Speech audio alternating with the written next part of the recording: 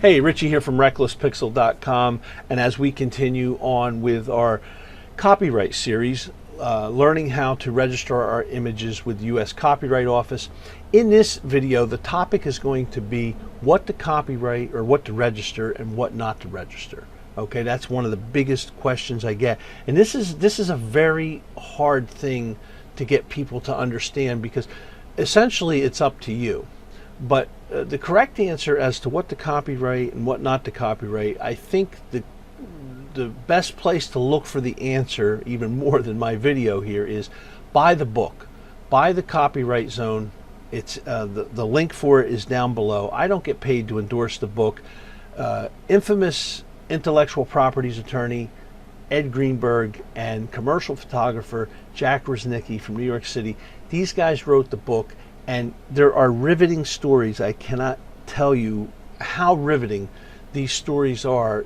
You wouldn't imagine in a photography copyright book, there are stories in there that just flat out amaze you about an image that was captured today, which was seemingly an innocent photo of a little girl in a classroom with her friends, that in 24 hours every magazine wanted that photo because of what transpired in that little girl's life from the time the photo was captured to the next day.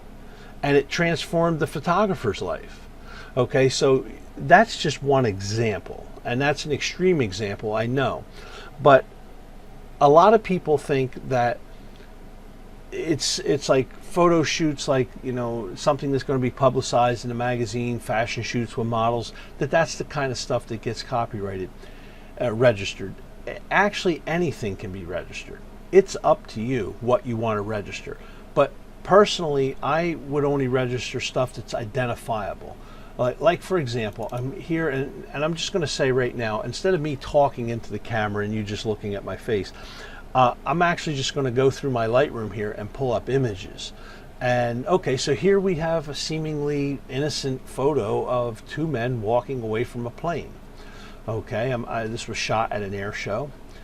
Who are they? And what is this plane? Where's this plane at now? This was shot like 3 years ago. So where is this at now?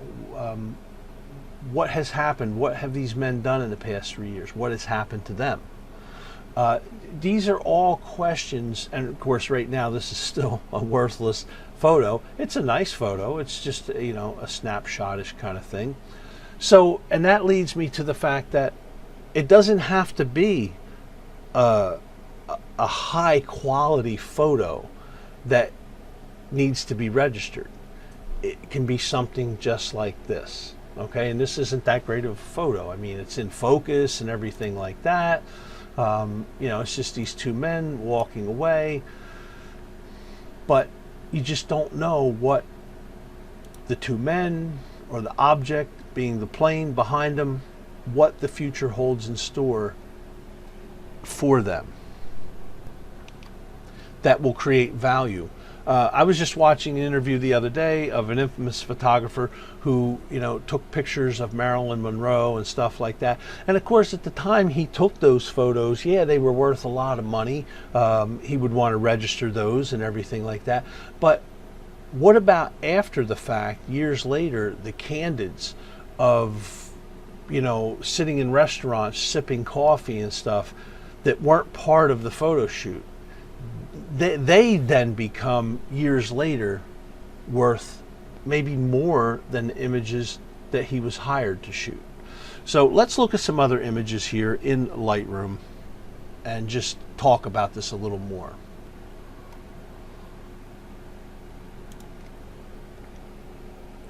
So I go to Thailand a lot. I travel over to Thailand. My wife is from Thailand, and we have a small house still there in Thailand. And travel photos. Would I copyright something like that? Probably not. It's a little hut in a field. It can be anywhere. You don't even know if it's in Thailand or not. So I probably wouldn't register an image. It has to be identifiable. It has to have at least some potential to be significant.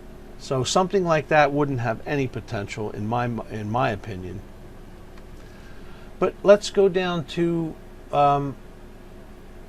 let's just talk about change. Okay, how images change from the moment you capture them. Now, again, this is just a seemingly innocent video of three guys. This guy here is in the red shirt is the village headman, so he's like kind of like the mayor or something like that. He's a very nice guy. He's actually a friend of mine. And you have this gentleman back here, and this guy over here is my brother-in-law, or was my brother-in-law. He passed away. This guy passed away. This guy's still alive. So I shot this back in 2009, and we've all, this is nothing new. Yeah, people pass on from this world and leave.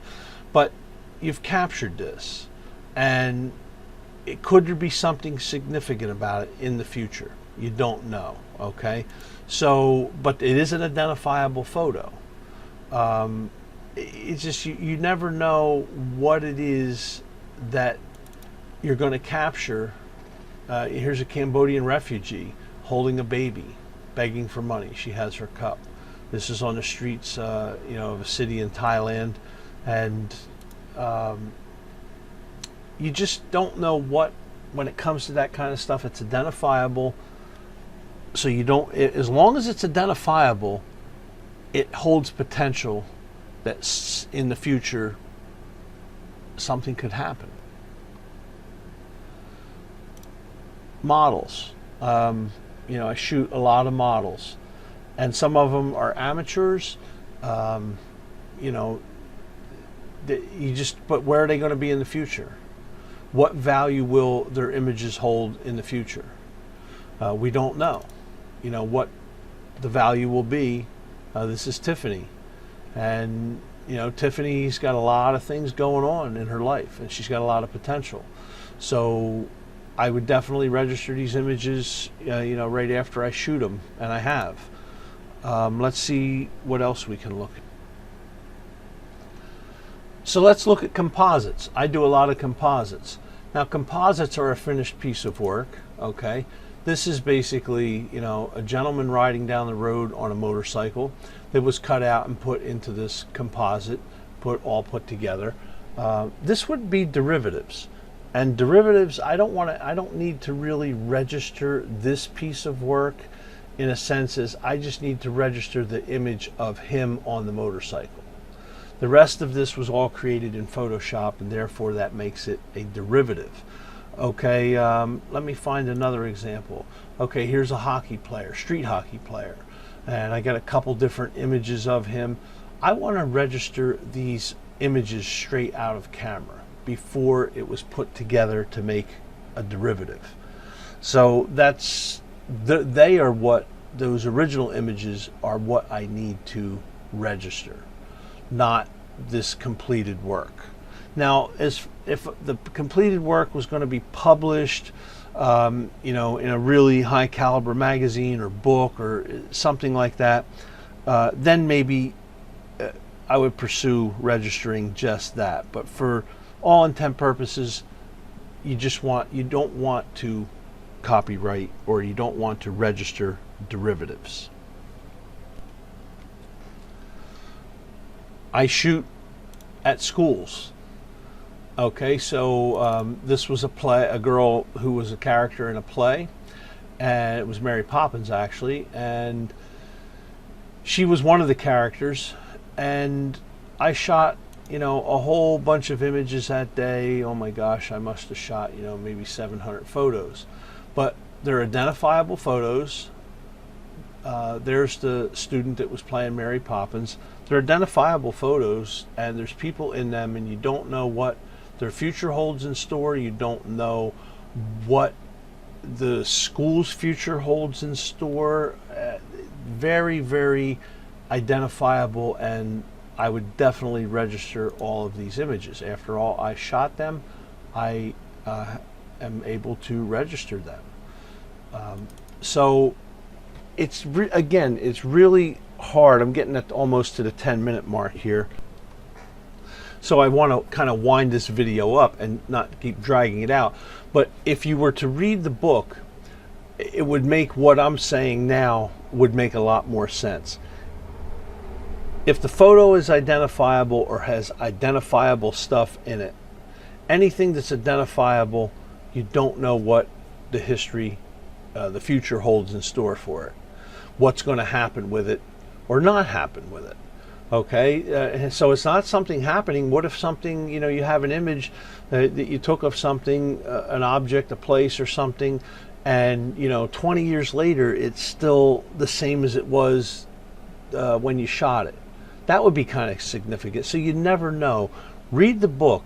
The stories in the book will help solidify and clarify what I'm saying here, because I'm not the greatest wordsmith when it comes to explaining this, but it does have to, do have to put thought into this as to what you're going to register and what you're not going to register. Anything, in my opinion, anything that's identifiable, I definitely want to register.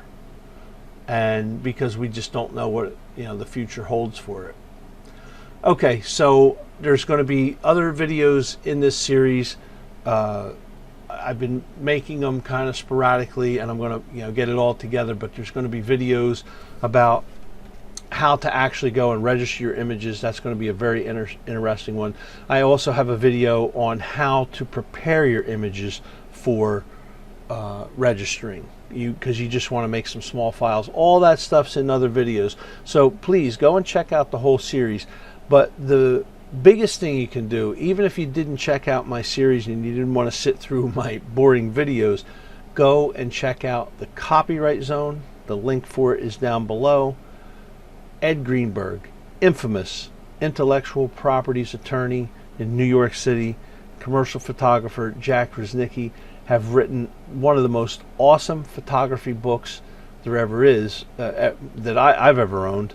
And it's I rate it right up there with like my top 3 photography books, and it has nothing to do about camera settings. It has nothing to do about cameras or gear or anything. It's stories about photography and copyright. Okay, and you got to remember, copyright was one of the original things in the Constitution. I talk about that in other videos. So hit like, hit subscribe, come back, watch the rest of the series. Comment below. Any questions, comment. These videos are going to be up for a long time, so as they get older, I won't be checking comments.